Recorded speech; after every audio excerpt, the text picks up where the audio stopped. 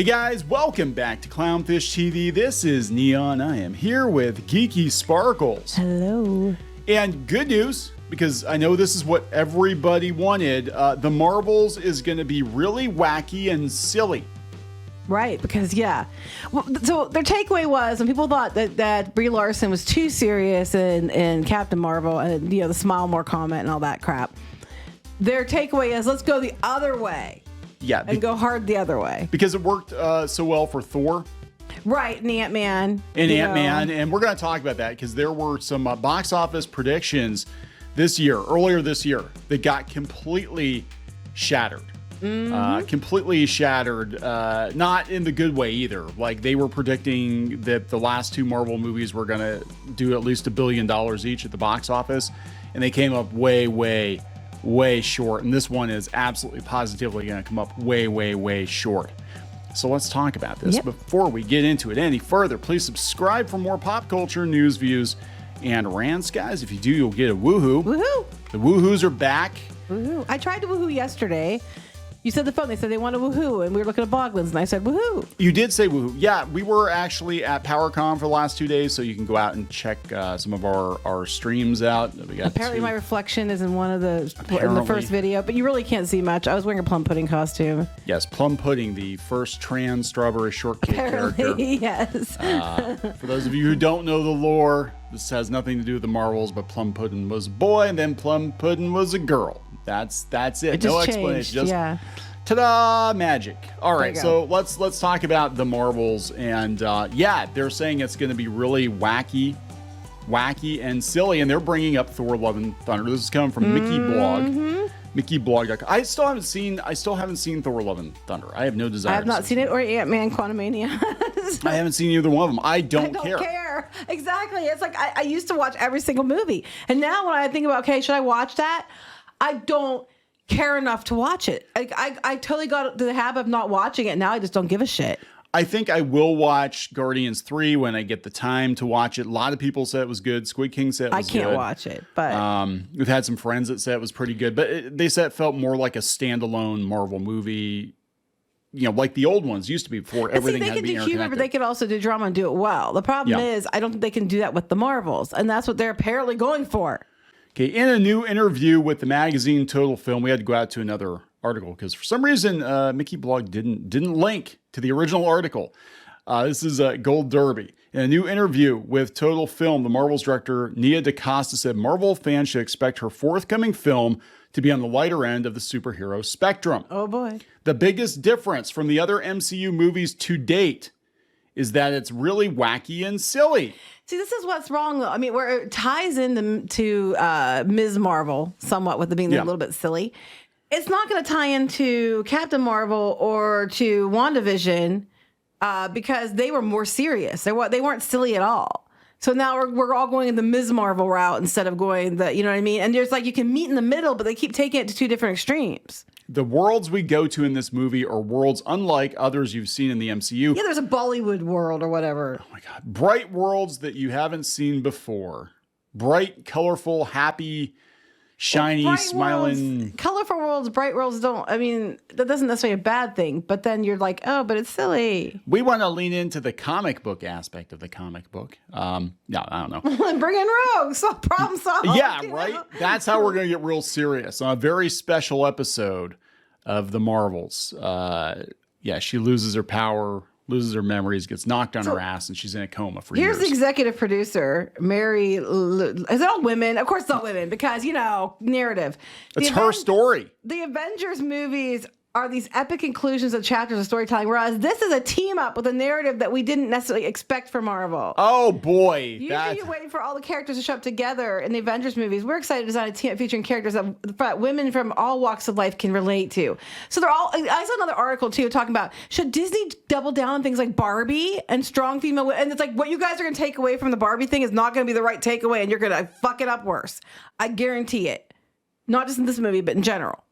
Oh my God, this is going to be terrible. This is going to be a 2017 Marvel comic on the big screen. It's going to be wacky and silly and full of feminist talking points, and people are not going to go see it, and it's going to be like, what happened? What happened to Marvel?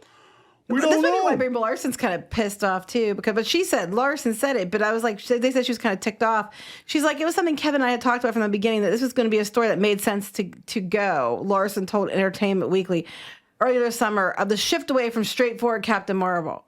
Yeah, what happened was they were going to do a straight up Captain Marvel 2, and then they decided to just roll her in with two other characters. Because the slapstick shows have done so well. But then again, to be fair, Secret Invasion wasn't, and it didn't do well either. I think it's just, they don't care if we're funny or not funny. And it's like, there's a time for funny, there's a time for not funny. Guardians of the Galaxy stayed true to itself, but it did well. You're all over the place trying to make it stick, throwing spaghetti against the wall. It's just rolling off the wall and making a mess, and no one wants any of this shit. Nobody wants your Chef Boyardee, Disney. No. Just put it back in the can. Put it back in the can. So here's the thing. Like, I don't even know what to... Marvel is in the same place that Disney Star Wars is at right now, where it's so obviously broken that the mainstream media has finally turned on it. I mean, all the things that YouTubers have been saying for years, they're saying the same thing. I have an answer for this whole thing. Scroll down a bit. Okay. I'm a big nerd from New York City, and here was this hero who was a big nerd from Jersey City writing fan fiction the way I used to when I was that age. Trust me, we totally get that. No. It was really fun to feel close to that character in that really specific way, in a way you don't often feel when it's Iron Man or Thor. Because what, you didn't write it? You could have probably felt close to them if you wrote your own fan fiction too. It was so exciting to me knowing that I could be a part of bringing this character who I've loved for a decade to the big screen. Right. You loved her for a decade because she's only been around for like a decade. But beyond that, I was at home in my little room writing fan fiction. And now I get to write fan fiction and it doesn't do well. And people are like, well, I don't understand why. And where did this person come from? They're just like, hey, we're going to start plucking people off the street, put them in charge of Marvel movies and see what happens. Like, well, yeah, because it worked so well for the Eternals. And that was a well-known director. These movies, they're too, I think superhero fatigue's a thing. I think they're too serious or they're too far the other way. And you need to find a happy middle, but you're probably going to need to stop these movies for a while to do so. I don't even, again, like back to the Star Wars Marvel thing, I don't even know what they can do to fix it. I think they basically bought these properties when they were valuable because they had value because of the people working on these movies and they had a plan. And Marvel, there is no plan. And it's obvious there's no plan. They had no plan after Infinity War, after Endgame. What I'm concerned about is, because we're going to do another movie or another video about another thing that's kind of related to what I'm going to say here in a minute.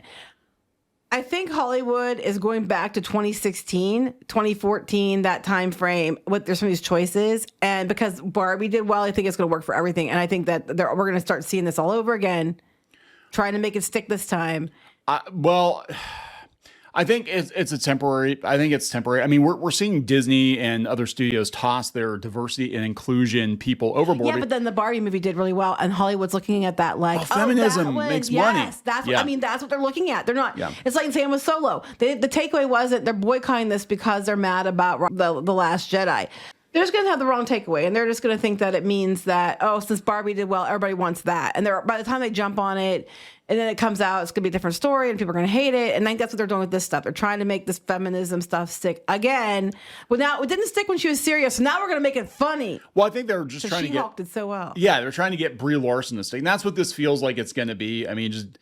And Ms. Marvel. It's going to be Ms. Marvel and She-Hulk on the big screen, and it didn't fly on the small screen. And I don't think it's going to do well on the big screen. So at the beginning of the year, Screen Rant put this article out talking about how much money they expected these movies to make, right? And they were way the hell off. They're like, Ant-Man and the Wasp is projected to make $1 billion. $1 billion at the box office, and it wound up making $469 million. Didn't even make half. Didn't make half of that. They had Guardians 3 at 1.2 billion. I think it made 800. Yeah, but I mean, it did the best so far of all the Marvel this year. Yeah, and this was way the hell off. Spider-Man Across the Spider-Verse only made Spider-Man Across the Spider-Verse has made a shit ton of money. It's made a shit ton of money.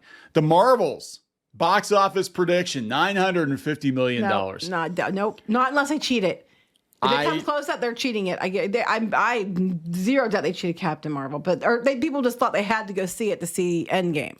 I am going to go out on a limb, and I don't think it's much of a limb, and say that this one is going to make less than Ant-Man worldwide. I think it's going to make less than Ant-Man because we've seen a lot of backlash toward Brie Larson for various reasons. Nobody cares, unfortunately, about Monica Rambeau, who should have been Captain Marvel, but nobody really cares about her. And Ms. Marvel. She was only in the one show, and no one knows to know that. They're not going to know that. She was a side character in the one show. You didn't watch it, you're not going to know. Well, that's another problem with Marvel current year is they thought everybody was going to watch every show that came out. It's like, well, it's fantastic, except half of 3/4 of the shows on Disney Plus are garbage. Nobody's watching. People aren't subscribing to Disney Plus. People are mad and they're boycotting Disney in general. You know, and then the pandemic just trained people not to watch movies. So you just lost. And people were over. A lot of people said they were over after Endgame. They told you that. They said we're not going to invest, more time into this, especially when we saw where Phase 4 was going. Yeah, and people were like, "Yeah, this is a fantastic, stepping off point, and it doesn't matter what they do." Secret Wars, there's like no buzz about. The only possible upside to Secret Wars is if the rumor is true that they're just going to reset the MCU, and people might go see it just to watch them burn down Phase 4 and Phase 5. Let's kill a bunch of these stupid characters off. In a spectacular if they reset it, they'll just replace them with their, other stupid characters. Well, I was going to say the characters they put in the comics that were the replacements for the straight white men that sucked, and that's what's going to happen. We're going to bring in the Young Avengers, and we're going to have Go-Gurt Hulk, and we're going to have all this, stupid stuff that people rejected. Fans rejected this in the comics. That should have been, if the comics are supposed to be a blueprint for where they're going forward in the movies, and you can look at how popular these characters are and decide whether or not they warrant, a movie. Picking the least popular period of Marvel Comics and making movies based on that because of toxic men, and only toxic men, stinky toxic men read those comic books. Well, guess what? Those stinky toxic men and many women are not going to go see this movie. No, it's going to be a disaster. I guarantee you, it's going to be a disaster. So we're going to wrap this up. Yep. All right. Please subscribe for more pop culture news, views, and rants, guys. We'll talk later. Bye.